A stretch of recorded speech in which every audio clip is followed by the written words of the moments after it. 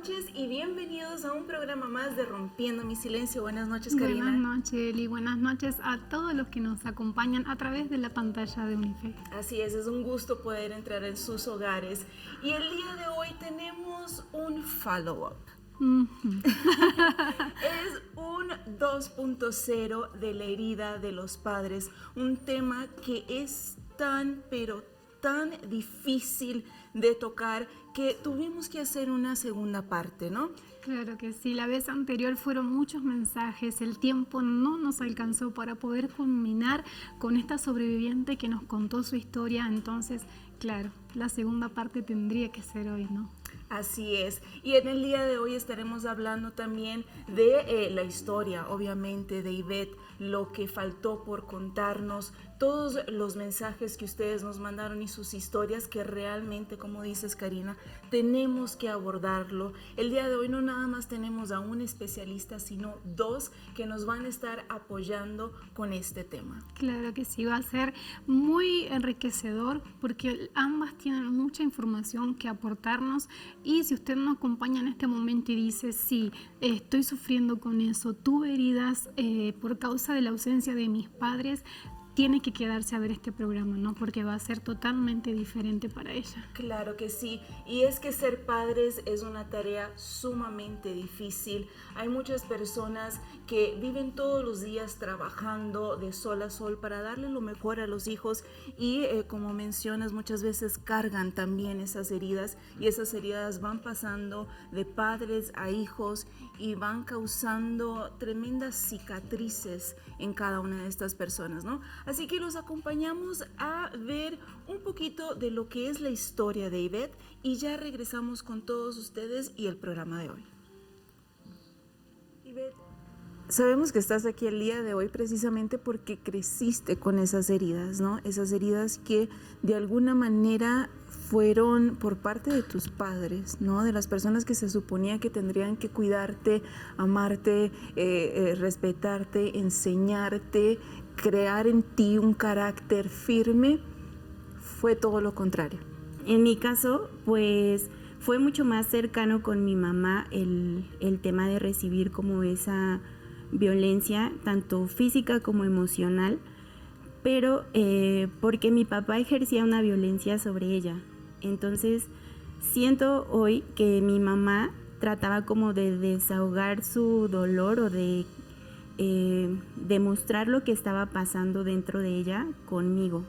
Y cuando yo tengo 4 años nace mi hermana y también su embarazo es muy delicado, entonces mi mamá me deja al cuidado de mi abuela.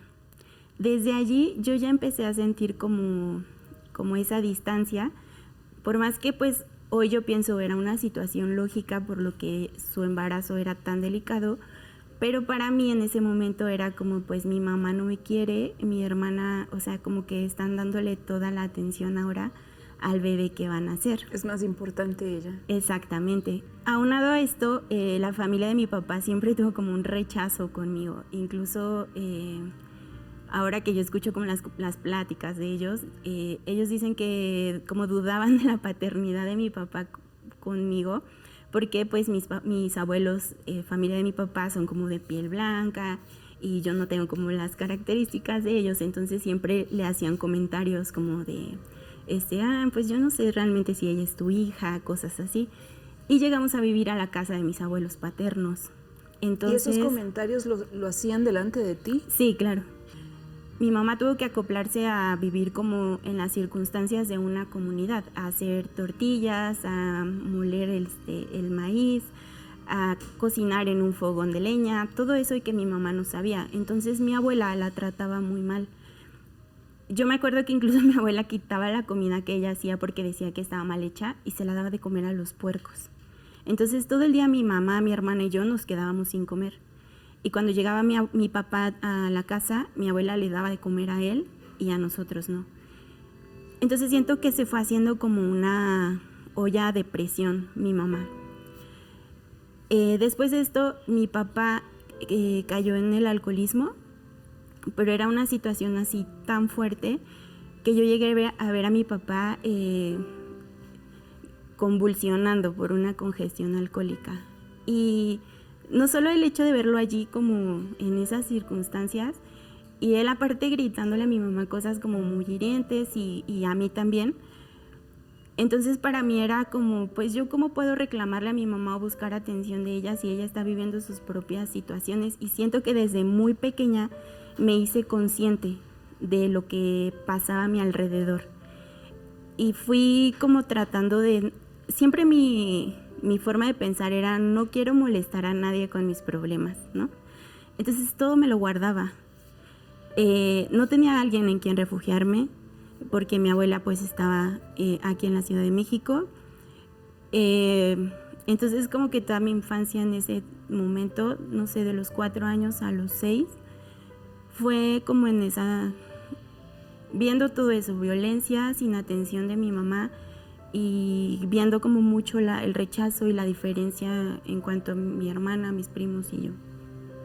Yo viví una situación de abuso sexual, no sé, tenía 4 para 5 años y era un familiar muy cercano. Él siempre como cuando él hacía esto, él decía, si tú le dices algo a tu mamá o si tú mencionas algo, tu papá va a matar a tu mamá cuando se entere. Tú sabes cómo él trata a tu mamá y tú sabes cómo se comporta, ¿no? Entonces era como siempre eso en mi mente. Aunado a esto, mi mamá decía que yo tenía un carácter muy feo y que yo era como insoportable. Mi mamá siempre usaba esa palabra conmigo. Entonces, hacia ambas cosas en mi cabeza eran como, primero, si yo le digo a mi mamá, ella no me va a creer que esto está pasando, ¿no? Y si yo le digo a mi mamá, entonces va a pasar lo que esta persona está diciendo.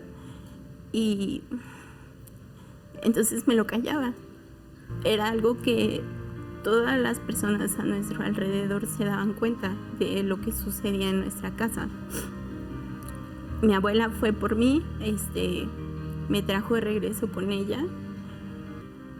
Estuve 2 años, 1 año y medio viviendo con mi abuela.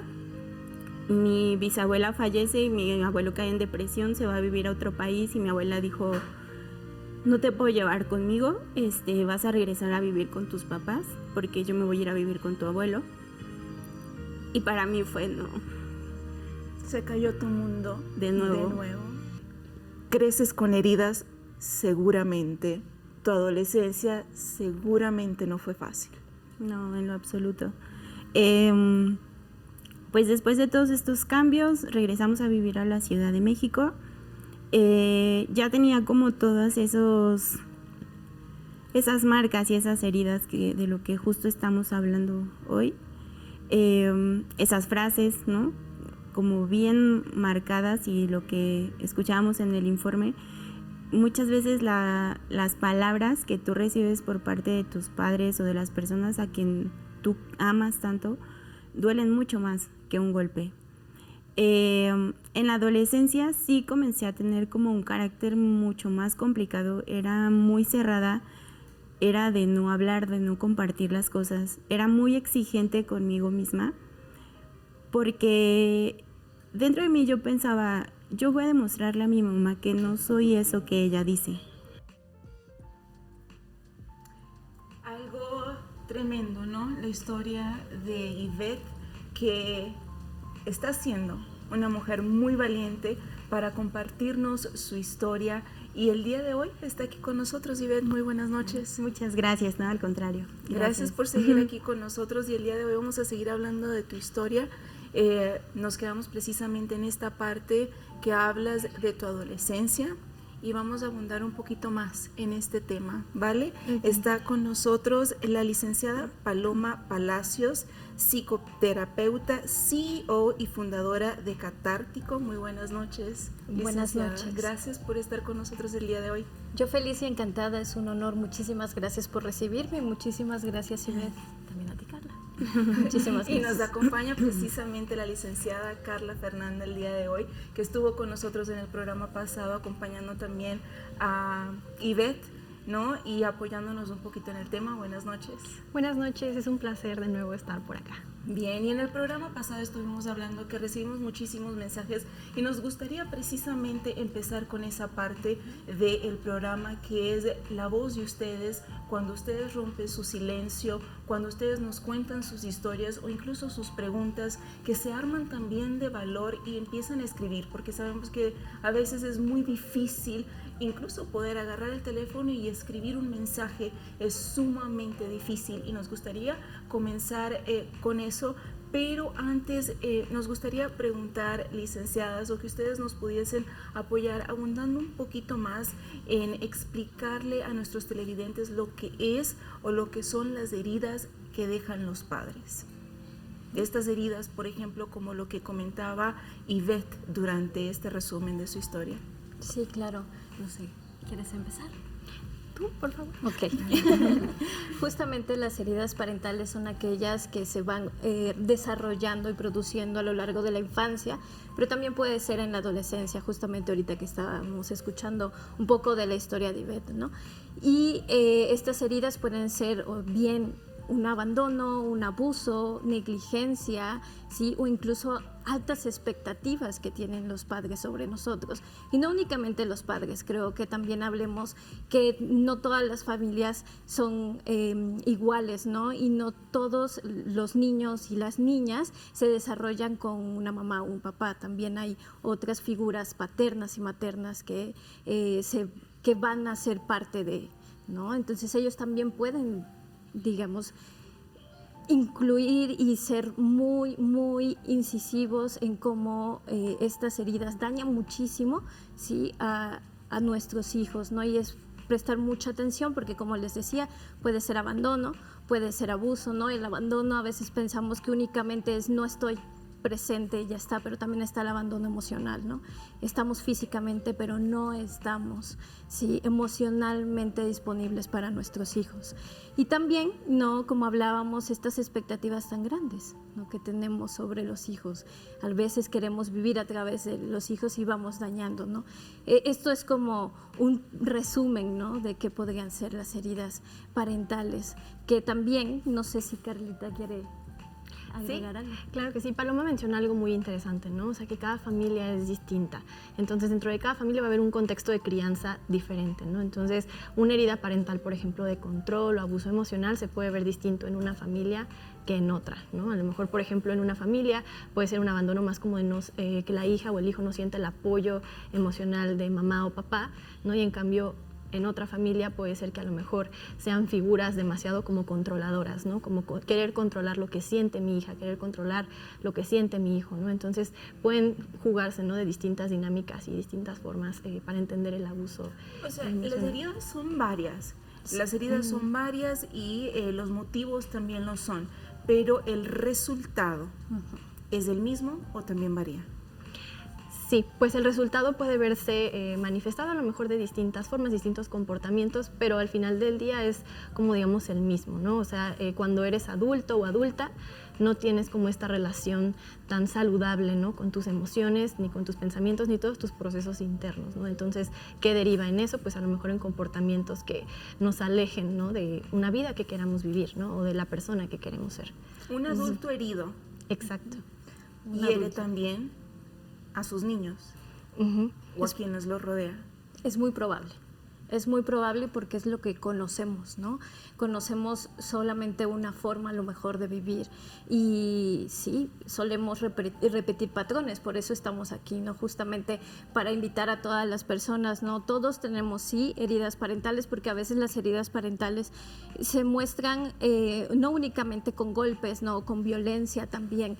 Creo que lo decía también Ivette la vez pasada, una palabra, ¿no? Sí. Puede ser incluso más dura, ¿no? Que se te queda ahí, ¿no? Y si nosotros no trabajamos, si nosotros no vemos estos programas, si nosotros no estamos en contacto también con nuestras emociones, con lo que estamos haciendo y con la vida que queremos, que dice Carla, justamente vamos a repetir las cosas, ¿no? Es muy probable. Exacto. El psicólogo Alonso Ángel Sanz, maestro en terapias contextuales, lo explica como con una metáfora, la metáfora de las llaves. Pues como padres, ¿no?, y madres tenemos llaves en nuestras manos, ¿no?, y abrimos puertas a nuestros hijos con acciones, ¿no? Entonces, ¿qué puertas les abrimos a nuestros hijos en un contexto de violencia familiar, ¿no?, en un contexto de abuso, de abandono? Obviamente que a lo mejor las puertas que se les van a ir abriendo no van a ser luego las más favorables, incluso para un trato propio, ¿no? Como el que decía Ivette la vez pasada. Yo empecé a reprimir lo que sentía, ¿no? No me sentía a gusto, sintiéndome incluso ya escuchada, ¿no? Sentía yo que era una carga para mi familia, ¿no? Me sentía muy sola. Entonces todo eso no fue azaroso, ¿no? Ivette lo fue aprendiendo a raíz de lo que sus padres, ¿no?, le iban mostrando acerca de cómo sentir, ¿no? Cómo ellos y ellas sentían sus emociones. Entonces pues Ivette pues ahí un poco lo fue aprendiendo y resulta, ¿no?, en una adulta con heridas, ¿no?, que vienen justamente desde el contexto de la No, y con infancia. esta metáfora que menciona de las llaves y las puertas que van abriendo los padres, pensando en los mensajes que ya tenemos aquí en nuestras manos, la cantidad de puertas que han abierto esas llaves que cargan los padres. ¿Quieres comenzar, Karina? No de tanto, ¿no? Tenemos un mensaje que dice: tengo 28 años, mi papá se fue un día antes de que yo naciera. Mi mamá nunca me dijo sobre buscar ayuda y su importancia. Hizo todo lo que pudo, pero nunca fue suficiente para mí. Mi papá apareció hace 2 años y hablamos desde entonces. Me ayuda económicamente e intenta ser cariñoso conmigo, pero simplemente no puedo abrir mi corazón a ese aspecto de mi vida. Intento aprender todo lo que puedo, pero me he dado cuenta que en todas mis relaciones soy una persona ausente e intento empezar a trabajar en eso. Como repitiendo patrones, lo que usted mencionaba, ¿no? Sí, sí, antes que nada muchísimas gracias, ¿no? Porque es bien difícil compartir las historias y bueno, creo que es tenerse mucha paciencia, ¿no? Mucha paciencia en el proceso, no, así como los papás generalmente no saben cómo, pues sí, ser papás, ¿no? Nadie enseña a ser papás y generalmente dañan a partir de la ignorancia, no desde el conocimiento, ¿no? Nosotros tampoco sabemos ser hijos, ¿sí? Entonces es importante que tener mucha paciencia con el proceso y esta persona que nos comparte justamente que se tenga paciencia, ¿no? Es paciencia, son 2 años después de que 26 años de que no ha tenido una relación, ¿no?, con el papá. Entonces sí, paciencia para el proceso. Claro, ¿no? Y como Ivette también nos mencionaba, desde pequeña su mamá la dejó con su abuela y tenemos un mensaje muy parecido. Dice: mi madre a mi nacimiento me llevó a su pueblo y me entregó a una abuela, madre de mi padre biológico. Después, a los 3 años, fue por mí y ahí empezó una historia de maltratos y de horror para mi pequeña existencia. No es casualidad entonces lo que ha sido mi vida.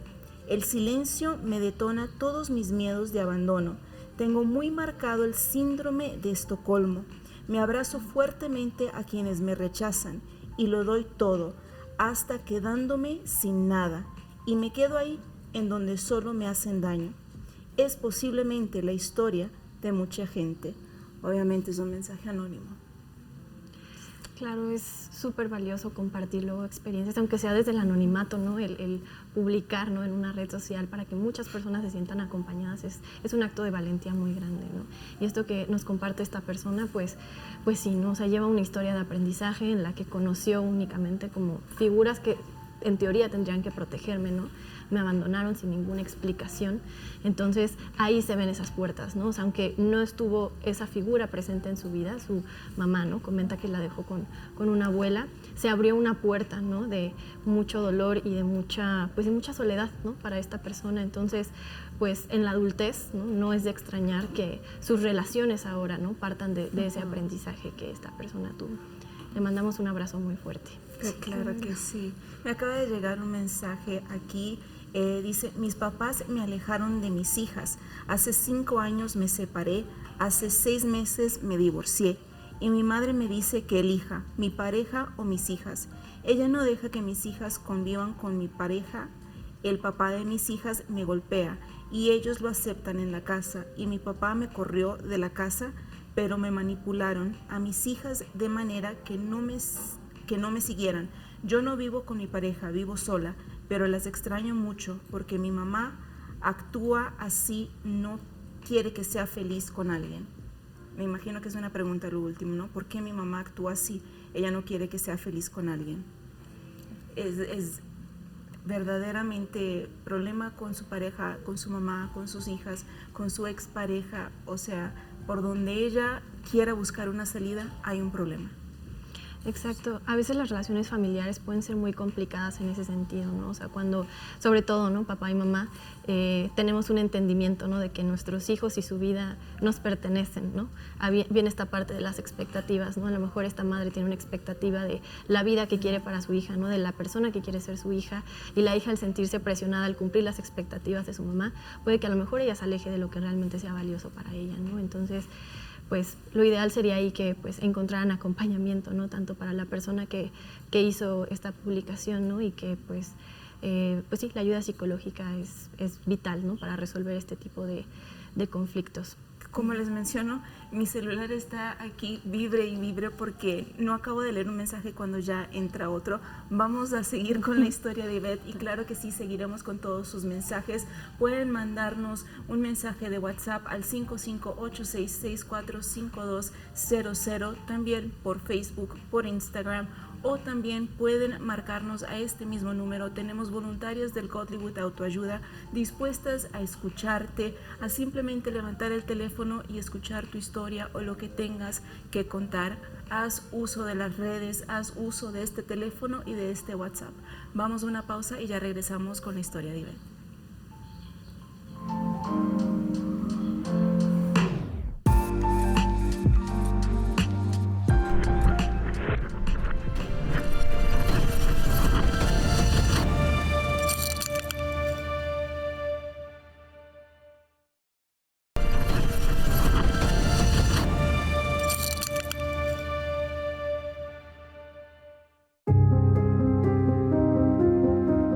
Britney Spears, conocida como la princesa del pop, publicó un polémico mensaje en redes sociales contra su padre, James Spears, en el cual asentó la violencia verbal y el trato que recibió por parte de su progenitor, llegando a sentirse tratada como un perro. All I do remember is I had to do what I was told. I was told I was fat every day. I had to go to the gym. I had to just... And I never remember feeling so demoralized and just they made me feel like nothing. Se cree que los detalles que pueden escucharse en el audio fueron parte de lo que declaró ante la corte en el año 2021, mismos que dieron origen a su victoria en los tribunales y la liberación de la tutela que le fue impuesta a los 25 años. La princesa del pop ha expresado en ocasiones anteriores que fue un periodo que le provocó estrés, depresión y angustia, y la llevó a dejar de hacer música durante 6 años. También ha compartido en redes sociales respuestas a diferentes declaraciones de su familia, a quienes también responsabiliza por no haberla ayudado y haber tomado partido de su padre, James Spears.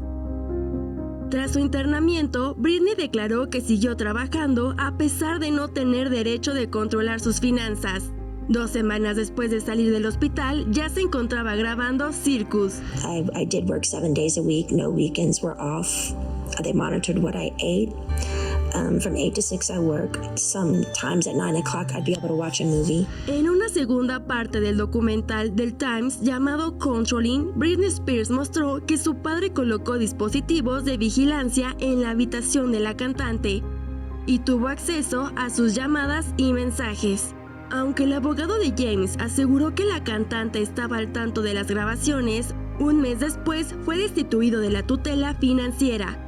Cuando el equipo legal de la cantante pudo tener acceso a la información fiscal, acusó a su padre de malos manejos y de gastar $36 millones de su patrimonio. Acto seguido, el propio James Spears solicitó la terminación inmediata de la custodia legal y Britney, por fin, fue libre. James Spears fue citado en la corte de Los Ángeles al ser acusado de uso fraudulento del patrimonio de la princesa del pop y de una invasión inconcebible a la privacidad de su hija adulta.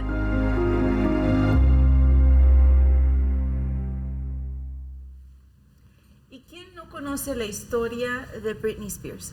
Todos conocemos la historia de Britney Spears, lo que pasó, lo que sufrió, cómo ella se sentía bajo la tutela de su padre, cómo ella pensaba sobre sí misma, ¿no?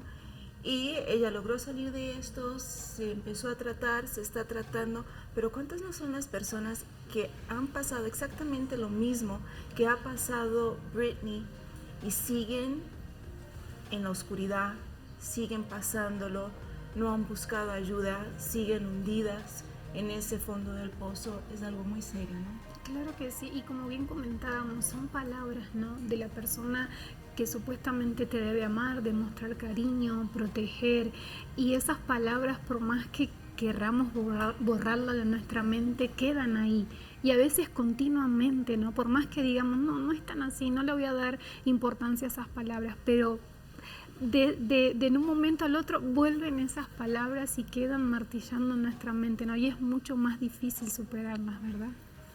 Sí, se muestran en, digamos que en nuestra vida, ¿no? Con esta autocrítica, ¿no? Y con estas frases, ¿no? De, no sé, a lo mejor tu mamá o tu papá te decía, eres un fracaso o no sirves para nada, y es algo que continuamente, ¿no? Es como si estuviera ahí tatuado, ¿no? Tatuado, y que, claro, se puede trabajar, ¿no? No es que solamente se va a quedar así por vida, ¿no? Pero no se trabaja para evitarlo, sino para seguir, sí, adelante, aún con esas palabras, pero reconociéndolas y sabiendo que sí fueron importantes, pero eso no nos va a impedir ir a la vida que queremos, a lo que es verdaderamente importante para nosotros, ¿no? Y el caso de Britney, como creo que de muchas personas, ¿no?, nos ponen en perspectiva esta parte de que evidentemente sí, los papás pueden ser esas personas, ¿no?, amorosas, pero también pueden ser esas personas que nos hacen daño, y hay que evaluar también uno como papá qué es lo que está haciendo, ¿no?, qué puertas le está abriendo a sus hijos, y también con el ejemplo. Creo que eso también es muy importante, ¿no?, porque uno aprende también del ejemplo, ¿no? Si uno, por ejemplo, si ve a mamá que en momentos, no sé, de frustración grita, pues probablemente eso vamos a hacer, ¿no?, de adultos, ¿no? No sé. Sí, Paloma dice algo muy importante, ¿no? También como padres y madres, ¿no? Cómo les hablamos a nuestros hijos y a nuestras hijas, aprenden a hablarse así a sí mismas, ¿no? Entonces, por ejemplo, en el caso de Britney, ¿no?, toda esa violencia, ¿no?, a nivel verbal, ¿no?, a nivel psicológica, pues era casi que lógico, ¿no?, que ella iba a tratarse de esa forma, ¿no? No aprendió otra forma de relacionarse consigo misma, sino que a partir de la violencia, ¿no? Entonces seguro que ella se sintió muy sola, ¿no?, y muy desesperada por toda la violencia que vivía, ¿no?, por parte de su padre, ¿no? Aparte es como los papás, ¿no?, según estas figuras protectoras, ¿no?, todo lo que tenemos asociado, ¿no?, hacia la figura de un padre y de una madre. Entonces resultaría a lo mejor muy sorpresivo para mucha gente que de su propia familia, ¿no?, su propia familia no la apoyó, no la cuidó y no la respaldó. Y estos casos de violencia, sobre todo aquí en México, ¿no?, el Secretariado Ejecutivo del Sistema Nacional de Seguridad Pública, tan solo en el primer bimestre de este año reportó un aumento del 21% en carpetas de violencia familiar, ¿no?, casos de violencia familiar. Y la Ciudad de México fue la entidad federativa con más casos de violencia. Entonces, esto tristemente solo va en aumento, ¿no? Entonces, ¿qué le estamos enseñando, ¿no?, a nuestros hijos y a nuestras hijas desde un contexto, ¿no?, familiar tan violento como el que pues se sigue, ¿no?, perpetuando y solamente va en aumento? No, y es que es por eso que está rompiendo mi silencio abordando este tema, ¿no? Porque ¿cuántas no son las familias que están pasando por esto? Como usted dice, licenciada, va en aumento. O sea, todos los días son casos nuevos, son heridas nuevas, son cicatrices, son casos que no terminan de llegar a su fin, ¿no? Sí. Por ejemplo, Ivette, tú nos comentabas que todo así, lo más feo que tú pasaste fue en tu infancia, pero aún en tu adolescencia seguías cargando con todo ese pasado, ¿no? Sí, exacto. Y justo como explicaban ahorita las especialistas, porque creces aprendiendo a tratarte de esa manera, desvalorizándote, pensando justo que todas esas palabras y esas frases que te dicen pues son reales. Entonces yo sí pensaba y lo vivía diariamente, el no valgo nada, el no soy buena para nada, y todas esas frases y eso que yo aprendí de niña lo empecé a poner en práctica en mi vida, en la adolescencia. Cuando llegué no sé, 12, 13 años y entré a la secundaria, pues yo empecé a sufrir mucho bullying en la escuela. Y todo lo que ellos me decían, pues yo pensaba, pues sí es cierto, porque justo es lo mismo que yo escucho en casa, ¿no? Y había muchas, por ejemplo, de mi mamá, yo recibía muchas críticas sobre mi cuerpo, sobre la forma en la que me vestía. Ella me ridiculizaba mucho enfrente de mi familia, ¿no? Sobre la ropa que yo usaba. Y era, por ejemplo, ellos iban a algún evento familiar, alguna fiesta, entonces yo no quería ir porque sabía que ese día iba a ir, o sea, llorando, como todo el día iba a ser una pelea por la ropa que iba a usar, porque a ella no le parecía que me veía bien, porque 2 minutos antes de salir era como escanearme y decirme, pues te ves muy mal con esa ropa, o te ves más grande, o pareces una señora, o cosas así que pues a mí me sacan las lágrimas, porque al final de cuentas era todo el tiempo vivir eso. Y cuando yo voy a la escuela y escucho las mismas palabras como burlas hacia mi cuerpo, hacia mis gustos, hacia lo que yo pensaba, entonces pues para mí pues son reales y es lo que yo soy. Entonces todo eso me empezó a definir como persona. Me empezó a definir en mi comportamiento. Yo nunca fui alguien que tuviera como amigos o que conviviera mucho. Siempre era más aislada, como más callada. Ponía mucho empeño en la escuela, me dedicaba mucho en la escuela porque era mi forma de demostrar a las personas, a mis papás, que yo tenía un valor y que yo podía. Entonces yo siempre pensaba, el día que yo termine la escuela y que yo tenga como un título, entonces yo voy a poder decirle a mi mamá, viste que no soy eso que tú decías. Yo voy a poder decirle a las personas que me hacían bullying, viste que no soy eso que tú decías, ¿no? Entonces y creo que es una forma incorrecta y hoy lo entiendo, pero en ese momento era como tu escape. Sí, y como lo que me impulsaba a hacer las cosas era el enojo y el querer demostrarle a los demás que yo no era eso, y no porque yo tuviera un sueño, un deseo de hacer algo, de emprender una cosa en mi vida. Entonces siempre era por demostrarle a los demás y sobre todo en mi cabeza siempre estaba, voy a mostrarle a mi mamá que no soy eso que ella siempre me dice. Igual cuando llegó la etapa como de comenzar a tener alguna relación sentimental, porque siempre escuchaba de mi mamá, eres insoportable, nadie te va a aguantar con ese carácter, pobre del hombre que se case contigo, porque o sea, va a ser una tortura para él el aguantarte, el soportarte todos los días. Y sí, o sea, yo me creía mucho eso, entonces yo nunca yo era muy cerrada en ese aspecto, como si había alguien que estaba interesado en mí, yo así de una ponía una barrera, un límite, y decía no, porque primero yo no me creía capaz de poder cuidar de una relación, ¿no? Porque no sabía ni siquiera cuidar de mis emociones o de mí, de lo que yo sentía. Segundo, era muy insegura en todo, mi cuerpo, la forma en la que yo hablaba, la forma en la que me expresaba. Y porque siempre esas palabras de mi mamá estaban en mi cabeza, siempre, eran continuas. Entonces yo siempre ponía un límite y siempre decía no, no, no, no. Y eso me fue haciendo como frustrarme, porque sí me llegaba a encariñar con alguien o a sentir algo por alguien, pero yo lo bloqueabas. Ajá, sí, exactamente. Entonces, en esa etapa de la adolescencia yo empecé como a querer responderle a mi mamá, porque mi hermana ya era más grande y yo veía que ella pues sí se ponía como al tú por tú, digamos, con mi mamá. Ella le contestaba y mi mamá con ella se limitaba mucho más. O sea, con mi hermana ella al menos no escuchaba como esas frases que me decía a mí, y yo pensaba como, pues esa es la manera, ¿no? De evitar que mi mamá me siga lastimando. Entonces yo empezaba a defenderme, y a veces si mi mamá me decía una cosa, recuerdo mucho una ocasión, mis papás tuvieron un negocio de comida por muchos años y a mí se me cayó algo de las manos. Entonces mi mamá vino, me empezó a regañar y me dijo, es que el flojo siempre trabaja doble. Y por floja, por no querer hacer las cosas bien, pues se te cayó y ahora tienes que recogerlo y volverlo a hacer.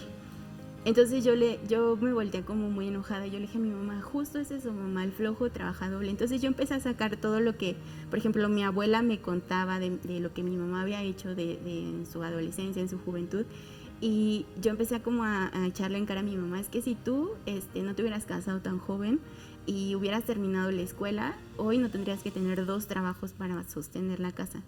Y, o sea, los ojos de mi mamá se llenaron de lágrimas y yo me sentí, de primer momento me sentí como, wow, por primera vez le pude contestar a mi mamá y decirle algo que evidentemente yo veía que la había lastimado. Pero después, o sea, yo pensé, si yo me siento tan mal cuando ella me dice esas cosas, o sea, no es por ahí, no es el camino, ¿no? Como hacer lo mismo. Me llama muchísimo la atención porque es como que finalmente logré herirla así como ella me hirió a mí, ¿no? Es algo muy fuerte lo que ella está diciendo. Y al principio en su infancia, quien estaba siendo herida era ella, pero ahora que crece, que está en la adolescencia, es ella quien está hiriendo. Y es eso lo que sucede, ¿no? Es como un ciclo que no para. Exacto, pero ahí se rompe cuando Ivette dice, es que yo no quiero ser esta hija, ¿no? Esta no es la hija que quiero ser, yo no quiero tratar así a mi mamá, ¿no? Y también comenta algo muy interesante, Ivette, ¿no? O sea, resultado de estas heridas parentales, pues tendemos a evitar, ¿no? A evitar cosas que queremos hacer, alejarnos de eso que es importante para mí, ¿no? Cuando comentas lo de, por ejemplo, las parejas sentimentales que tuviste, ¿no? Es como yo sí me quería atrever, ¿no? Yo sí quería vincularme con esta persona, establecer como esta relación, pero no, venían todos estos pensamientos, ¿no? Y todo esto que yo aprendí que según soy, ¿no? Y me alejo, ¿no? Me alejo de aquello que es valioso para mí. Uh-huh. Sí, y lo cierto, Ivette, es que muchas gracias por compartir. Sí, lo que dice Carla, ¿no? Muchas veces nos alejamos de quién somos, ¿no? Y de lo que realmente queremos ser. Y el hecho que tú en algún momento digas, no, esto no es lo que yo quiero ser, es ahí donde se rompe el patrón, ¿no? Que dice Carla, aquí es donde se rompe y me empiezo a acercar, ¿sí? A lo que sí quiero ser yo realmente.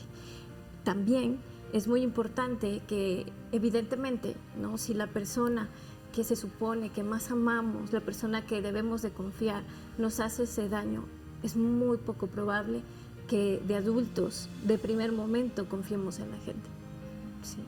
Y evitemos porque evitamos sufrir, ¿no? Porque no nos enseñan tampoco cómo gestionar esas emociones, porque hemos aprendido cosas totalmente distintas, ¿no? A reprimir, a evitar, ¿no? Pero creo que es un testimonio muy, muy fuerte para todas las personas también que nos están escuchando, de decir, ¿qué es lo que yo quiero ser? ¿Cuál es esa vida que quiero? ¿No? Y justo hablando de metáforas, ¿no? Siempre verlo como un faro, ¿no? ¿Qué es lo importante para mí? ¿Qué es esa luz? Ese faro, ¿a dónde me está dirigiendo? ¿No? Sí, ¿cuáles son las decisiones que voy a tomar, ¿no? Con respecto a lo que me sucedió, a lo que me está sucediendo, ¿qué yo voy a decidir, ¿no? Y quizás, como muchas personas que nos han enviado sus mensajes, que nos han dicho, yo no sabía que yo tenía estas heridas, yo no sabía que yo seguía cargando con eso. Tenemos aquí una cápsula que habla de estas heridas que dejan los padres, unos ejemplos que al verlos quizás te des cuenta que estás cargando estas heridas, y vamos a ver qué hizo Ivette para poder cerrarlas, ¿no? Y cicatrizar bien. Ya volvemos. Humillación. La humillación constante o el sentimiento de ser avergonzado por los padres puede generar baja autoestima y vergüenza en los hijos. Pueden desarrollar una actitud negativa hacia sí mismos y dificultades para expresarse abiertamente. Ausencia de los padres. El abandono emocional o físico de los padres puede generar una sensación de inseguridad y miedo al compromiso en los hijos. Pueden tener dificultades para confiar en los demás y establecer relaciones saludables. Injusticia.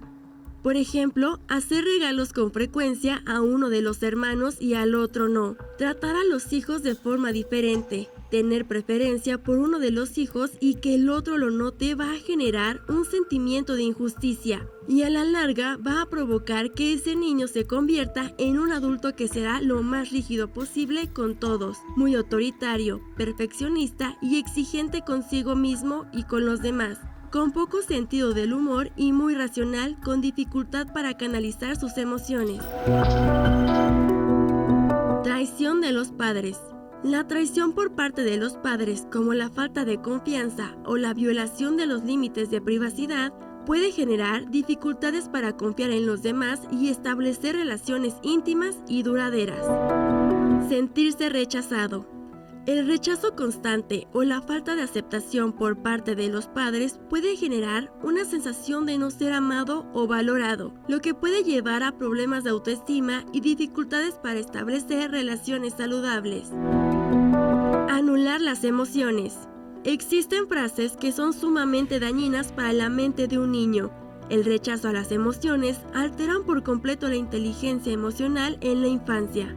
Si prohibimos a un niño llorar, sentir enojo o miedo, estaremos anulando sus emociones. Cuando sea mayor, será incapaz de gestionar emociones porque no aprendió a hacerlo de pequeño. Se mostrará como un adulto frío y terriblemente racional, o por lo contrario, al no controlar las emociones, puede llegar a ser impulsivo e incapaz de dominar sus momentos de euforia, pánico o ira. Arrebatar la infancia. Las expectativas poco realistas o la presión excesiva por parte de los padres para alcanzar metas académicas, deportivas o profesionales pueden generar estrés y ansiedad en los hijos. Pueden desarrollar una sensación de no ser suficientes y tener dificultades para establecer límites saludables. Falta de cariño. Muy similar a la ausencia de los padres. Cuando no se da suficiente cariño a un hijo, experimenta cierto retraso en el crecimiento emocional. Es muy probable que en la edad adulta el individuo tenga problemas para relacionarse con los demás, porque será incapaz de mostrar sus emociones. La falta de afecto de los padres anula al niño el sentimiento de afecto de los demás, así como empatía y compasión.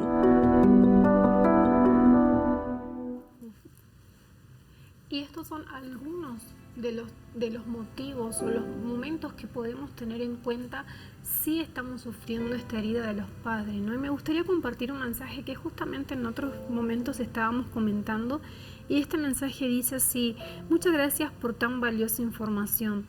Pensaba que estaba bien, pero me di cuenta mientras escuchaba su programa que solamente lo he evadido y he escondido detrás de mí una máscara de indiferencia y de rechazo hacia mis padres. ¿Y cuántas no son las personas que se encuentran así, ¿no? Que piensan, yo no tengo ese problema, yo no lo sufrí, pero en realidad están evadiendo sentirse mal, evadiendo sentir esa responsabilidad, y escuchando estos temas como que su mente se abre, ¿no? Y se dan cuenta de que sí, realmente están sufriendo y que necesitan una ayuda, ¿no? Sí. Y Beth, también tú nos comentabas hace un momentito que en ese momento de enfrentar a tu mamá, por un momento te sentiste bien, pero en la hora dijiste, no ese es el camino, no es esa la decisión que tengo que tomar. ¿Qué fue lo que decidiste hacer diferente? Sí, bueno, ahorita en la pausa he platicado con las especialistas sobre el tema. Mi mamá vivió una situación bien complicada en el aspecto emocional y a mi mamá le diagnosticaron esquizofrenia y los especialistas le decían pues que era consecuencia de tantas situaciones, ¿no? Y no hay como un porqué 100%, ¿no? de la situación, pero mi mamá se hundió en ese problema hasta que un día ella intentó quitarse la vida, y para mí fue como, o sea, sí pasé tantas cosas dolorosas con ella o que ella causó. Ha sido difícil el crecer con una mamá así, pero también pensé, ¿qué sería de mí o de el resto de mi vida sin mi mamá, ¿no? Y pues yo creo que para todos en mi familia fue pensar, ya no podemos seguir así. Entonces mi mamá fue la primera que buscó ayuda y que empezó a cuidar de del aspecto espiritual, porque habíamos como buscado muchas opciones o ella había tocado muchas puertas y pues no lograba encontrar esa tranquilidad que necesitaba, y el encontrarse o el reconocer el dolor que ella estaba causándose a ella misma con todo lo que hacía, ¿no? Entonces ella empezó a buscar ayuda, empezó a cambiar, empezó a poner en práctica lo que aprendía, y su carácter empezó a ser distinto. La forma en la que nos trataba y la forma en la que ella misma se trataba cambió. La relación de matrimonio entre mis padres pues fue mejorando bastante, y pues yo también decidí como ya no quiero más vivir de esta forma, y empecé como a cuidar de mí, a poner en práctica como esas cosas que mi mamá hacía también, ¿no? Que el soltar, el pedir perdón, porque yo creo que es lo más difícil, y por más que ella fue la que nos hizo o la que causó más daño en este sentido, pues yo creo que fue un todos hablar en el momento en el que nos sentíamos preparados y decir, me lastimaste mucho, me hiciste mucho daño, pero te amo y no quiero seguir viviendo de esta forma, ¿no?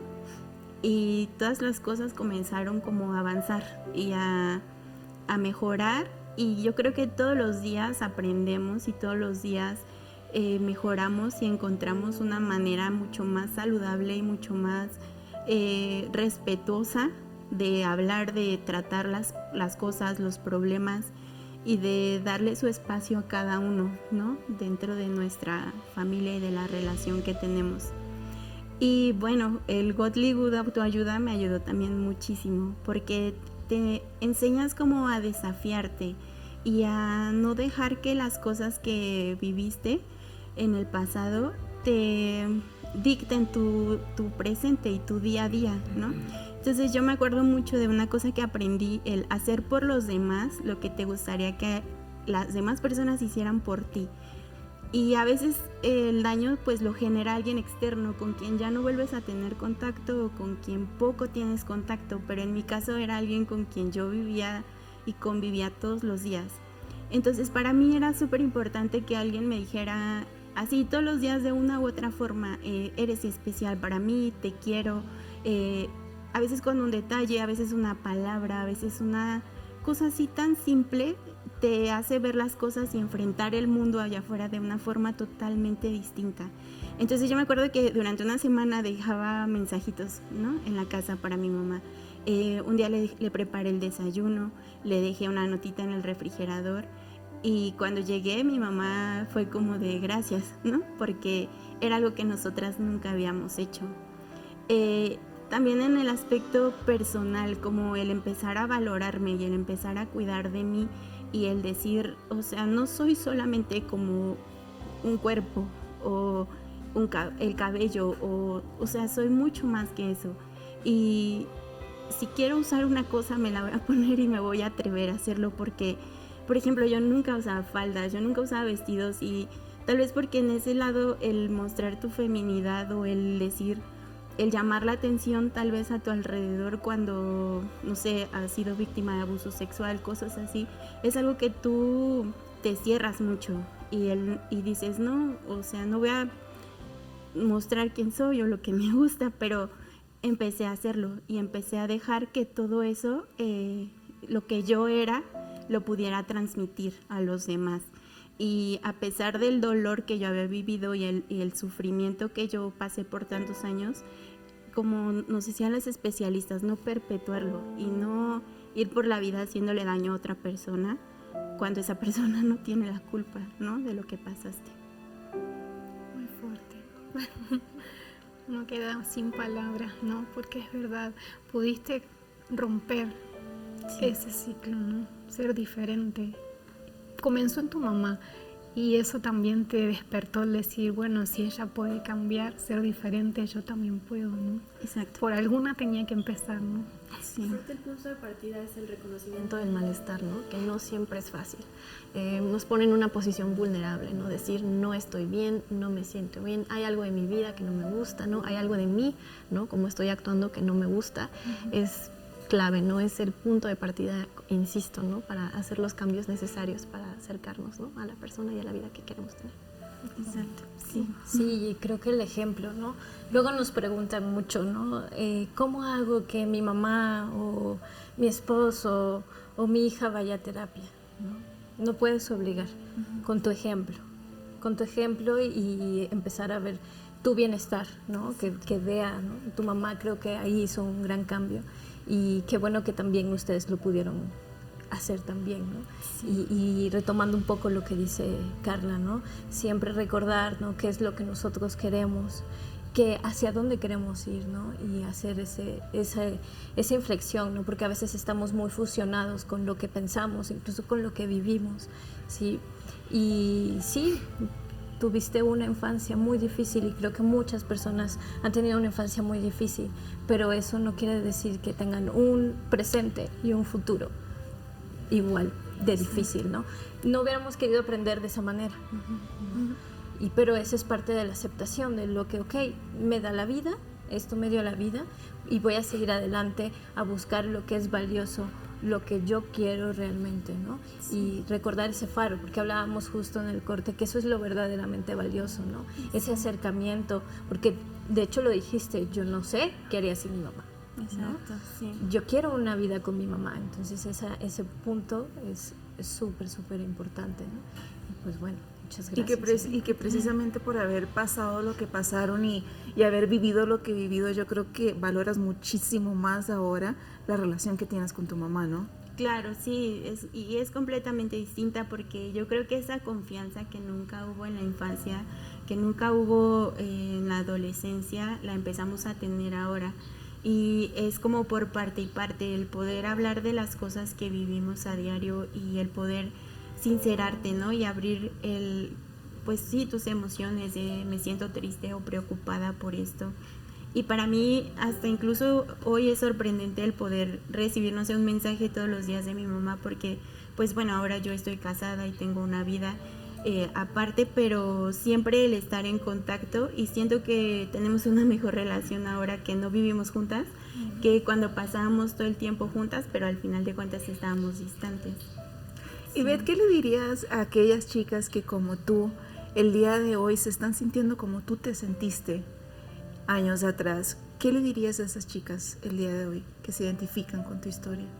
Pues que su pasado no las define, que ellas tienen en sus manos y en sus decisiones la arma más poderosa de poder romper esos ciclos, de poder decidir qué es lo que quieren hacer con su vida a partir de hoy, que nunca es tarde porque a veces pensamos que pues ya soy grande o ya viví tantas cosas, pero nunca es tarde para que puedas dar el primer paso y busca ayuda. Y lo que en el programa siempre aprendemos y siempre las especialistas nos dicen, el crear una red de apoyo, el buscar siempre personas que sumen a tu vida, personas que te recuerden lo valiosa que eres, que te digan que tú puedes, que confíen en lo que eres y que no se dejen vencer por esas palabras y por esas cosas que cargan del pasado, porque pues siempre hay oportunidad para empezar de nuevo.